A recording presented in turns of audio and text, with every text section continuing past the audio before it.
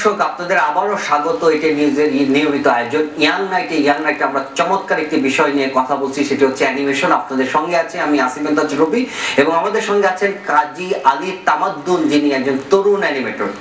আচ্ছা তামাদ্দুন, আমরা ব্রেকের আগে যে বিষয় নিয়ে কথা বলছিলাম সেটি হচ্ছে যে আপনারা প্রতি সেকেন্ডে কত করে রেট করেন?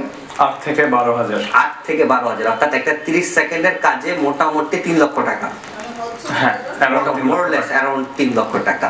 তা আপনি একজন ইঞ্জিনিয়ার হয়ে আপনি অ্যানিমেশনে এসেছেন, আপনি আমাদের তরুণদের উদ্দেশ্যে, আমাদের অনেক তরুণ আছেন যারা চাকরি করতে চান না, যাদের নিজেদের মধ্যে অনেক ইমাজিনেশন রয়েছে, আইডিয়া রয়েছে, তারা অ্যানিমেশনের রাস্তায় যদি আসতে চান, তারা যদি অ্যানিমেটর হতে চান বা তারা বিভিন্ন হলিউড মুভি দেখে উজ্জীবিত হন, তারা যদি সেগুলো নিজেরা করতে চান, তারা হয়তো ভাবতে পারেন আমার হাতে সফটওয়্যার নেই, আমার হাতে তমুক নেই, তাদের উদ্দেশ্যে আপনি কিছু বলুন, তারা কি করতে পারেন?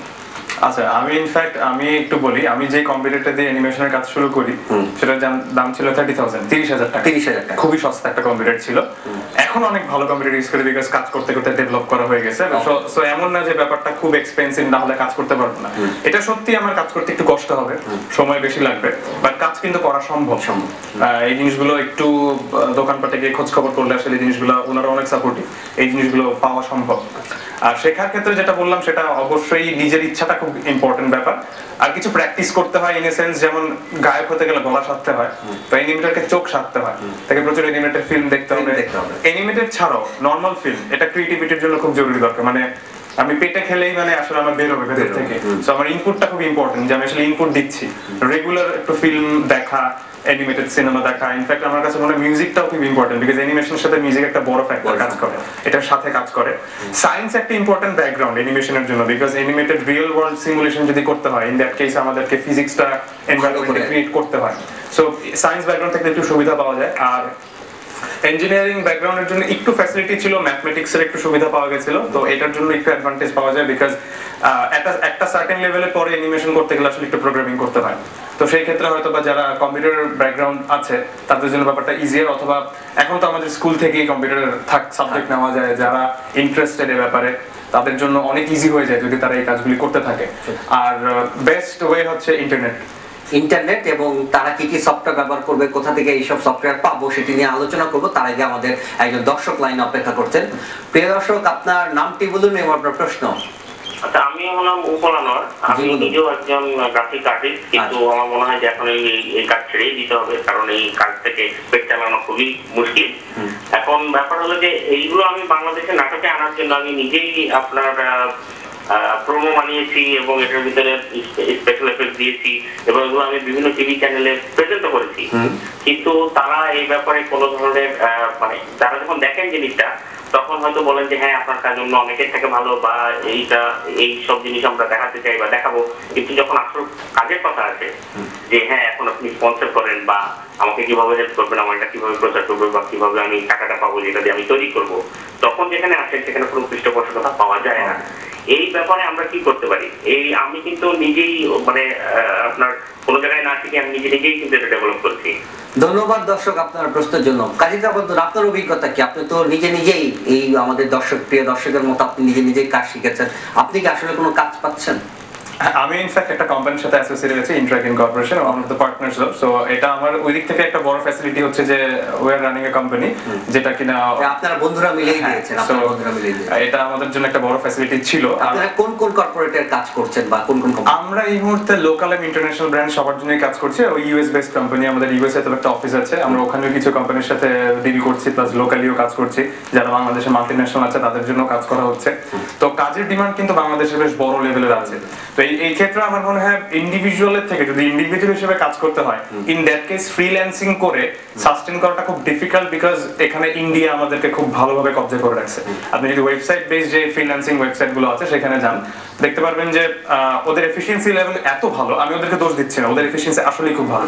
আপনি সকালে একটা কাজ যদি কেউ বিট করে, ওরা বিকাল কাজটা করে সাবমিট করে দেয়, আপনি প্রজেক্টটা প্রিপেয়ার করতে করতে দেখবেন ওদের সাবমিশন হয়ে গেছে। সো এই কম্পিটিশনের ওদের সাথে যদি টিকতে হয়, আমাদেরকে এই সিস্টেমটা ডেভেলপ করতে হবে। মানে আমাদের ইনফ্রাস্ট্রাকচার কর্মদক্ষতা এবং সিরিয়াসনেস বাড়াতে এবং আমাদের ইনফ্রাস্ট্রাকচার এই ক্ষেত্রে ইম্পর্টেন্ট।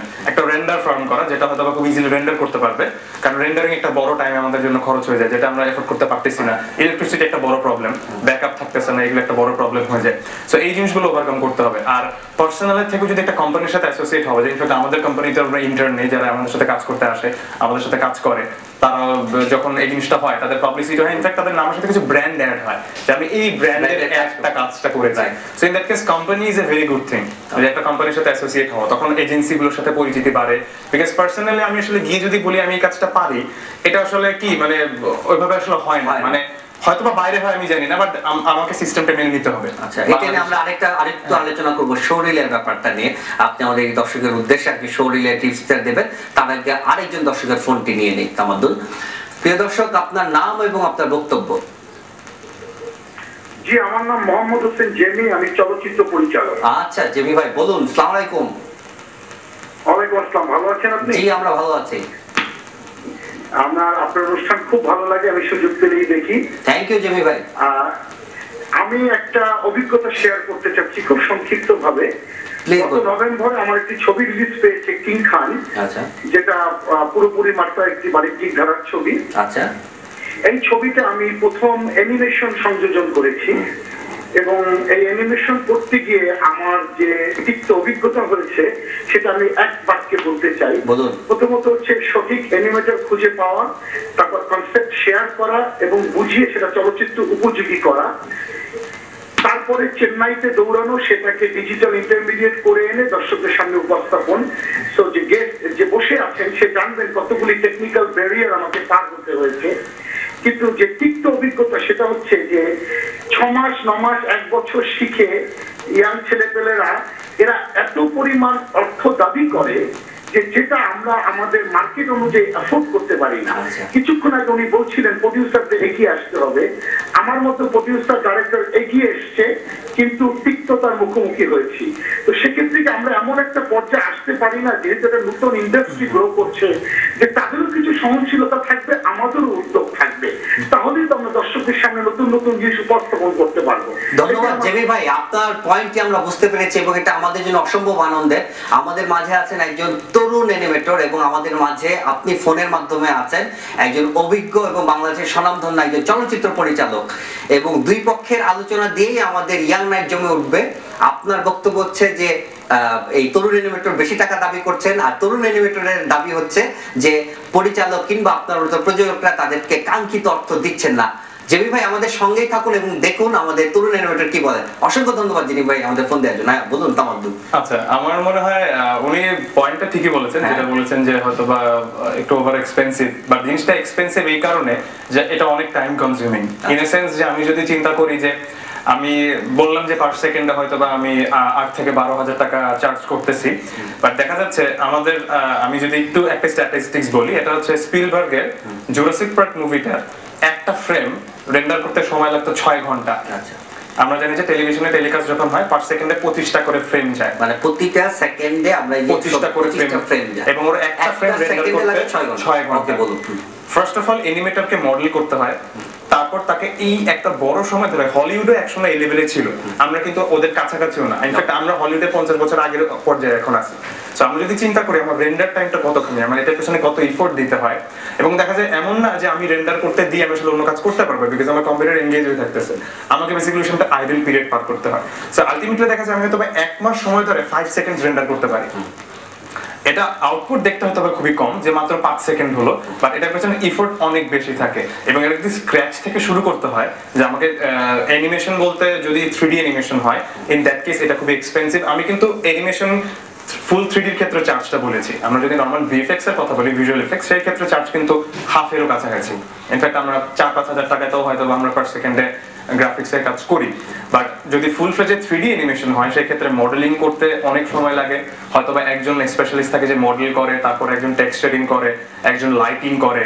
সো অনেকগুলি স্টেপ পার করে আসতে হয়। মানে জেমি ভাই যেমন বললেন যে অনেকগুলো স্টেজ ওনাকে পার করে অনেক তিক্ত অভিজ্ঞতা নিয়ে করতে হয়েছে, তেমনি ভাবে আমাদেরকেও কিন্তু অনেকগুলি স্টেজ পার করে আসতে হয়, এবং এটা লং টার্ম প্রসেস।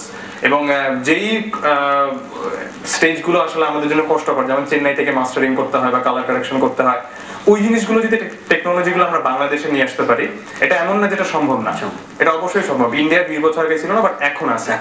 তো আমরাও চাইলে এই জিনিসটা করতে পারি।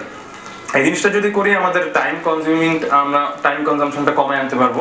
প্লাস হচ্ছে অ্যানিমেটরের নাম্বার যদি ইনক্রিজ করতে পারি, এখন দেখা যাচ্ছে আমার একটা অ্যানিমেটরকে কাজ করতে হচ্ছে একটা ফিল্মের পেছনে। আমি যদি সেখান থেকে টিম ডেভেলপ করতে পারি, অথবা 20 জনের বা 10 জনের টিম, তখন কাজটা সেগ্রিগেট হবে, তাদের কাজের টাইম কমে যাবে, তখন হয়তো আমরা এটা থেকে বেটার এফিসিয়েন্সি পাবো এবং রেট হয়তো অনেক কমে আসতে পারে। তবে রেট কমে আসাটা আমরা যদি ইন্টারন্যাশনাল মার্কেট চিন্তা করি, আমরা কিন্তু ইন্টারন্যাশনাল মার্কেটের আসলে 20 ভাগের 1 ভাগ চার্জও আসলে চার্জ করা হয় না, বিকজ আমরা জানি যে বাংলাদেশের মানুষ কতটা এফোর্ড করতে পারে। এবং যেটা আমি বলছিলাম যে যেই রেটে আমরা চার্জ করছি, এই রেটে ইনফ্যাক্ট আমাকে সপ্তাহে 7 দিন অফিস করতে হয়, ইনফ্যাক্ট ফ্রাইডেতেও আমি কাজ করে শেষ করতে পারি না এই রেটে কাজ করে। সো এটা একটু ভুল হবে যদি বলি যে কাজ আসলে আমাদের সাথে কম। কাজ আরো আসতে পারে, আরো আসা উচিত, বাট আমাদের জন্য ওভারবার্ডেন হয়ে যাচ্ছে বিকজ অ্যানিমেটরের নাম্বার কম।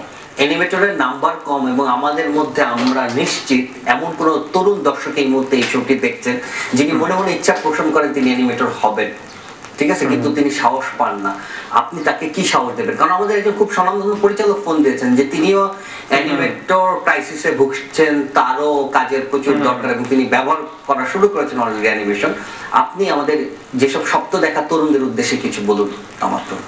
আমার মনে হয় যেটা বললাম, আমার যেটা শুরু ছিল প্যাশন থেকে, সো যাদের প্যাশন আছে তাদের এটা একটু নিতে হবে। এক্ষেত্রে ফ্যামিলি সাপোর্টটা খুব ইম্পর্টেন্ট। আমার ফ্যামিলি খুব বড় রকমের সাপোর্ট দিছে আমাকে, যেটা আমার একাডেমিক ব্যাকগ্রাউন্ডের সাথে আমার এই প্রফেশনের কোনো মিলই নেই। ইনফ্যাক্ট টোটালি টোটাল ডিফারেন্ট একটা আমি একটা সাইডে চলে এসেছি।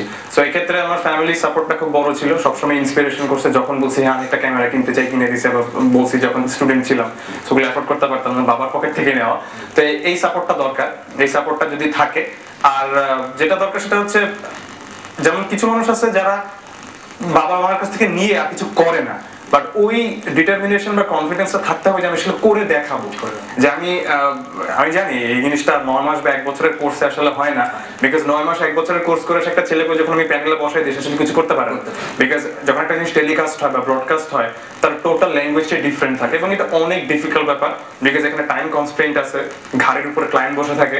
সো এই জিনিসগুলো অনেক ডিফিকাল্ট, এই সিচুয়েশনগুলো কোপ করতে দেখা যায় 1 বছর লেগে যায়। তারপরেও তামাদ্দুন, আপনি এক বাক্যে বলুন আমাদের যেসব তরুণ অ্যানিমেশন করার স্বপ্ন দেখেন, অ্যানিমেটর হতে চান, তাদেরকে কি আপনি এই পেশা উৎসাহিত করবেন কি করবেন না? অবশ্যই উৎসাহিত করব। উৎসাহিত করার কারিগরি সমস্যার কারণে আমাদের অনুষ্ঠান শুরু করতে একটু দেরি হয়েছে, ফলে আমাদের সময়টা কমে গেছে এবং আমাদের অনুষ্ঠান একদম শেষের দিকে। তামাদ্দুন, এই গভীর রাত্রে আপনাকে আমাদের মাঝে পেয়ে আমরা অসম্ভব আনন্দিত। আপনাকে অসংখ্য ধন্যবাদ আমাদের সাথে উপস্থিত হওয়ার জন্য। ধন্যবাদ আপনাকে।